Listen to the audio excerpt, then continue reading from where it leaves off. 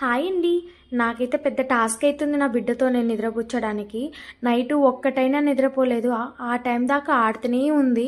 ఇంకా నా బిడ్డని నిద్రపుచ్చి పడుకునేసరికి ఒక్కటైంది. ఇంకా నాకైతే నిద్ర అస్సలే సరిపోలేదు. మళ్ళీ రేపు మా ఆయనకు బాక్స్ పెట్టాలి కదా అని మార్నింగ్ 6 o'clockకి అలారం పెట్టుకొని పడుకున్నాను. నైట్ లేట్గా పడుకున్నాం కదా అని మార్నింగ్ లేట్గా లేసే అవకాశం అయితే ఆడవాళ్ళకు ఉండదు కదా. నాకు అదే బాధ అనిపిస్తుంది. సరే కదా అనేసి ఇక మార్నింగ్ లెగిసి మా ఆయనకి బాక్స్ కోసం కానీ రైస్ అయితే పెట్టేశాను.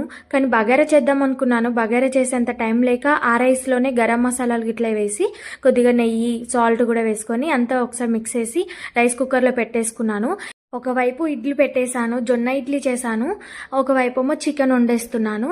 ఇంకా 3 టకటక అయితే అయిపోయాయి. నా బిడ్డ లెగిసే టైం అయిందని తొందర టీ పెట్టుకొని అయితే తాగేశాను. మా బావ కూడా టీ తాగి టిఫిన్ తినేసి వెళ్ళిపోయాడు ఆఫీస్కి. ఇంకా వామ్మో నా బిడ్డ లెగిసింది. వీడియో అయితే లాస్ట్ వరకు చూసారు కదా.